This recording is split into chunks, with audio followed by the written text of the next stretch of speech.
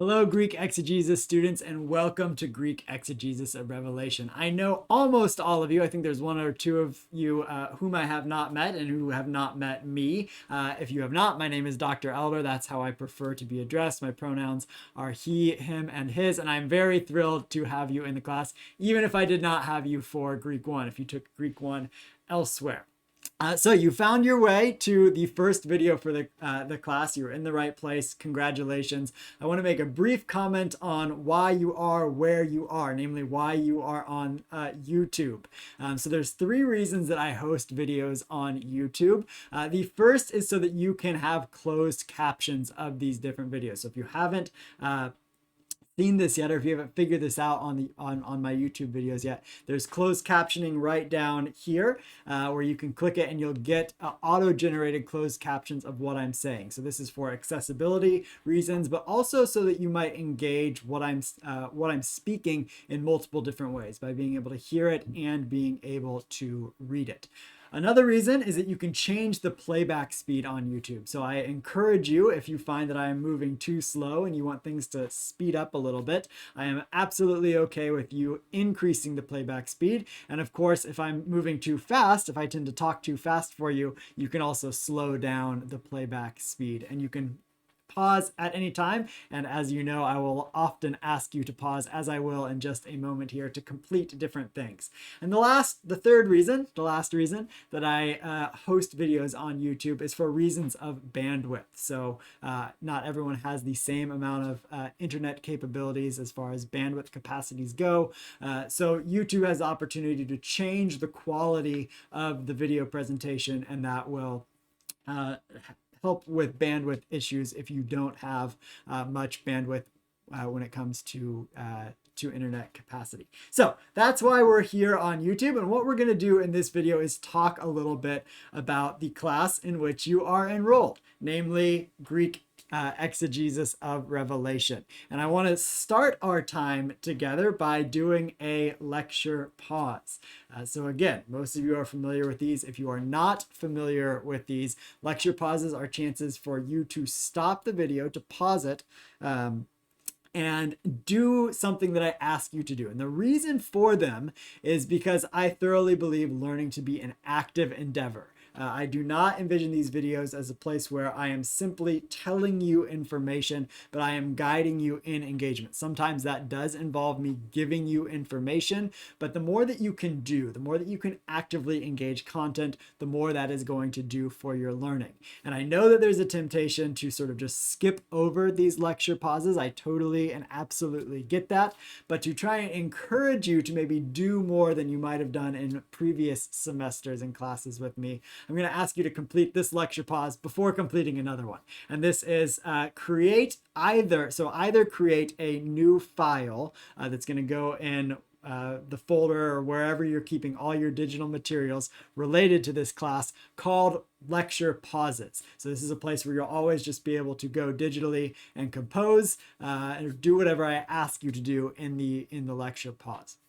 Or if you prefer to handwrite, which handwriting is a really great way to sort of slow down our thinking. There's much value to writing things out by hand rather than typing it. We tend to type about 6 to 10 times faster than we handwrite. So handwriting really slows things down. So if that's your preferred mode of note taking, I'd ask you during this lecture pause to find yourself a blank notebook and take a Sharpie and make a big huge mark that says lecture pauses on the front of it. So you can start doing this very first lecture pause that we're going to go for right now. And this is going to be to engage Anthony Falbo's artistic piece, Revelation chapter 4. So as you probably have seen already, this is the central image in the syllabus. It's also at the top of the course Moodle page. And I use Falbo's Revelation chapter 4 as our central image here because I think it really does a great job sort of encapsulating the way that many of us approach Revelation. Revelation is often thought to be, or just simply is, sort of that weird text in the New Testament that doesn't make a whole lot of sense. And Anthony Falbo's piece here is based on Revelation chapter 4, and it's what's called a cubist piece. And a cubist art is art in which you sort of feel like you can turn the image itself and look at it from different perspectives and in different ways. And when you do that mentally, when you sort of turn the image over, you come to new insights about it. You notice different things about it. And I think that's what's going to happen, or I hope is going to be what happens as we journey through Revelation together this semester. That as you think about Revelation in different ways, and as you gain new knowledge about Revelation's context, that you understand the text in new ways and something beautiful comes out of it. I think Falbo's piece is really sort of enrapturing. It really draws you in, and sort of when you get past the sort of weirdness of it, there's a real beauty to it. And the same thing is true of Revelation, with Jesus at the center of it. So the worship of God is sort of at the center of Revelation, just as it is in Anthony Falbo's Revelation chapter 4 here. So what I want us to do for this pause is to practice the skill of exegesis by comparing Anthony Falbo's Revelation chapter 4 with Revelation chapter 4 in the NRSV. So in that file you just made, or in that notebook you just found, I want you to just make a bullet point list of things you notice as you compare these two texts. We can think of Falbo's artistic piece as a text. What ways has the artistic piece sort of incorporated elements from Revelation chapter 4, and what might be missing from Revelation chapter 4 in the piece? So just writing down things you notice as you look at these two things together.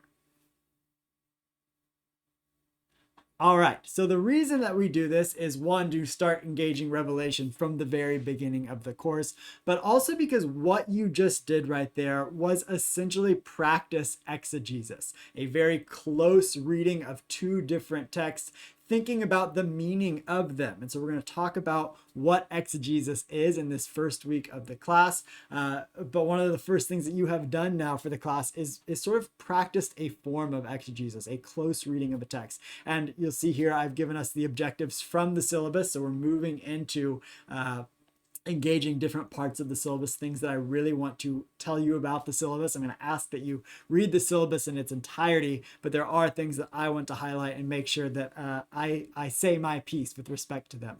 So this first objective, everything that we're going to do in this class is really moving towards this first objective, being able to exegete a select passage from Revelation, paying particular attention to the three different worlds of the text. So by the end of this class, you'll be able to do this, to exegete a select passage from Revelation, and you'll be able to do this also for other New Testament passages. That exegesis is sort of a skill that you develop that's transferable. So what we're going to do in this class is not only relevant to Revelation, it's going to be relevant to other New Testament and even other Old Testament passages. So the second objective here is for you to think about your own social location and how that influences the way that you read and interpret the New Testament, and particularly Revelation. So we're going to look at some other authors who read Revelation from their own social location, and I'm going to ask you to be able to do that as well. The third objective is that you are going to learn how to make use of multiple biblical commentaries that have different kinds of perspectives. So being able to compare and contrast commentaries and know how to use commentaries and know how to sort of be on the lookout for the different perspectives that commentaries bring into the writing of the commentary itself. And then number 4, so 4A in your all's case as Greek exegesis students, as we're going to sort of continue your Greek journey that you began in the Greek 1 class. If you think of Greek 1 as sort of really learning the nuts and bolts of Greek, and you can think of the Greek exegesis class as being able to take those nuts and bolts and sort of building something with them. So whereas Greek 1 is very focused on vocabulary, translation, grammar, and syntax, those are the things we had to learn to be able to use them in service of interpreting the New Testament in Greek. So we're going to continue that Greek journey by using Greek skills and learning new Greek skills and putting those in service of exegesis. All right. couple other things I want to make sure that I get out there with respect to the syllabus. First, we have our books. So we have our 4 different shared texts. These are required of both Greek and English exegesis students. So these are the books where we're all going to be on the same page about. We're all going to be engaging together. This one, Elements of Biblical Exegesis, is the one that we're going to be using most in the beginning of the class, really the first 4 weeks of the class or so. And then we'll start moving into the text of Revelation itself and using what we've learned about exegesis to engage Revelation with this commentary. So this is going to be a shared commentary that all Greek and English exegesis students have.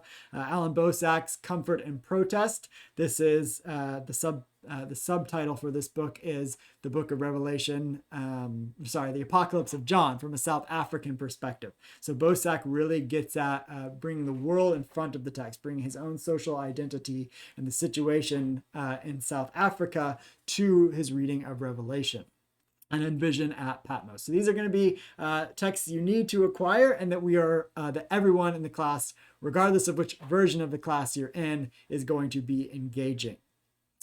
So the texts that are relevant to you only as Greek exegesis students, 2 of these if you took Greek with me, you already have, namely Black's Greek grammar, and this is really going to be for your reference to go back to.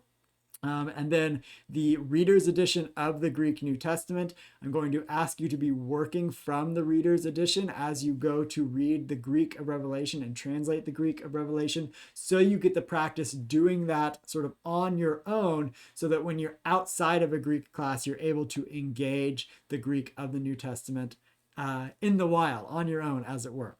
And then the one text that you probably do not have yet, or did not have for Greek 1, that is It's Still Greek to Me. So this is sort of the follow-up volume to David Allen Black's Introductory Grammar. Notice we have the same author here, and in this book he's going to get a little bit more into concepts of Greek, whereas this one is really about getting the vocabulary, getting paradigms down. This one is a little bit more conceptual. And then I give you 3 different recommended texts that would be helpful for you in different kinds of ways. So this first one is what is normally referred to as BDAG. It is a very expensive Greek lexicon, but it is sort of the gold standard for early Christian lexicon. So for the Greek of the New Testament and early Christianity. So this is one that you really should sort of be on the lookout for, usually in places like a used bookstore, unless you want to cough up the $150 to $175 for a new version here. And then we have Bruce Metzger's Commentary on the Greek New Testament. This is really good for what is called establishing the text or engaging textual criticism, which we'll talk about later in the semester, but it's really a sort of handy tool for that. And then this last one is another New Testament intermediate grammar. So it's sort of similar to David Allen Black's, but I would say that this one goes a little bit deeper and is a little bit more technical. I'd say this one is more accessible, more easy to understand, but if you wanted to sort of accompany that with something that goes even deeper, that's even more technical, this grammar is really good for that. So these are recommended. You can be perfectly successful in the class without having these, but these are texts that would be helpful for you in this class and also in the future with respect to Greek. The other optional kind of text, or the other texts, group of texts that is optional, that is to say you have options about what you purchase, is a commentary. So everyone's going to be reading the commentary by Tonstad. That was on the shared text slide 2 slides ago, but everyone is also going to engage a commentary of their choosing. So as Greek exegesis students, you must choose from this list. You do not choose from the English exegesis list, because these commentaries do not presume a knowledge of Greek and they don't engage Greek deeply, whereas these commentaries do. So they're going to offer a lot of information on Greek grammar, syntax, words. So there will often be times in the class where I ask you to tell us what your commentator says about given Greek issue. So the purpose of this is sort of you become the representative for your commentator, so that we're bringing in different perspectives. And what we're going to find is that different commentators have different takes on different topics, issues, and even on the grammar of Revelation. There are going to be different opinions, and by everyone sort of being a representative of a different commentator, we can bring more voices to the table. All right, next, let's talk about specs grading. So as you may or may not know, in my classes, I use a non-standard grading system called specifications grading, in which the grades are not determined by sort of the weight of different assignments graded on a 0 to 100 scale. There's a couple different reasons I use this system, and I mention a few of those in the syllabus. But what this system does, rather than using the weighted grading system, what this does is it your final grade is determined based on what you do in the class, the number of items that you successfully complete. So every single item is going to have specific requirements, and if you meet those requirements, you successfully pass that assignment. And then depending on the number of things you do in different categories determines your final grade in the class. So you can ignore this column here and just focus in on these three. So you may remember that you have to complete every item in a category to get that grade. So if you're shooting for an A and you only participate in 11 forums, that's going to knock you down to an A-, even if you did 12 Greek assignments. You have to complete everything in a given category to achieve that grade. The one thing to note is that there is a difference in grading for the final paper, that there is an acceptable level of passing the paper, and there's an advanced level of passing the paper. And to receive an A, or to earn, I should say, an A, an A- or a B+, you have to pass the paper at an advanced level. And there are some different requirements for doing that that are listed in the appendix to the syllabus on the final exegetical paper. One of the biggest things is offering a presentation, sort of sharing your knowledge of your passage with your peers, either in a synchronous meeting or in sort of a recorded presentation. So using specs grading once again for this class. If you have any questions about the system itself, by all means, throw them up in the questions and curiosities forums in that first week, or you can also send them to me directly. So these are going to be the different assignments that make up the different grade item categories. Again, this one right here is not relevant to you. That's for English exegesis students only. But so what we'll have is you'll have a weekly forum or class, depending on whether you are a residential or distance student, and then a Greek assignment. So there'll be an opportunity to do both of these each week. And sometimes you'll find that there's sort of overlap between these, that I'll ask you what you do in the forum sort of relates to what you do in your Greek assignment. And sometimes they're completely different altogether. So there's 12 opportunities for each one of these. And then the final exegetical paper is sort of the culminating assignment in the class, what everything is sort of building to. And it's culminating also in the sense that there are going to be optional assignments throughout the semester. There's going to be 3 of these that really sort of scaffold your completion of the final exegetical paper. You'll notice that these world assignments do not factor in to the specs grading. That is to say, you don't have to do any of them to get whatever grade in the class. But what they do is they offer you a chance to get feedback on the final exegetical paper throughout the semester. So you're able to, what you do in these optional world assignments, to incorporate them directly into your final exegetical paper based on the feedback that I give you. So I'm going to give you feedback on these assignments if you complete them, sort of let you know what you're doing well, where you might use some work, or what you might bring in that you can then incorporate into the final exegetical paper. So you can really think of these as sort of giving you support for this final exegetical paper. And these will have due dates so that I can sort of know when to expect to assess things. And they also have due dates so that you are sort of continuously working on your exegesis of a passion of Revelation throughout the semester. And you'll see that even in the first few weeks of the class, I'm going to try and get you moving to choosing a passage that you are interested in working on throughout the course of the semester. All right, so that is what I have for you with respect to assignments. Let's move on over to the course Moodle page. If you've had a class with me, the Moodle page looks a little bit different because Moodle was updated over the summer. But generally speaking, the course page is going to look similar to classes that you've had with me in the past. We're going to be organized by weeks here. And you open up a given week and you find sort of everything for the week here on the page. And I encourage you to complete items sort of in the order that they are listed. This is not necessarily a hard and fast rule, but generally speaking, I try and give you these in the order that I think you should do them. So normally lectures are introducing topics that readings might go deeper on. So starting with lectures, moving to readings, and then to the different assignments for the class.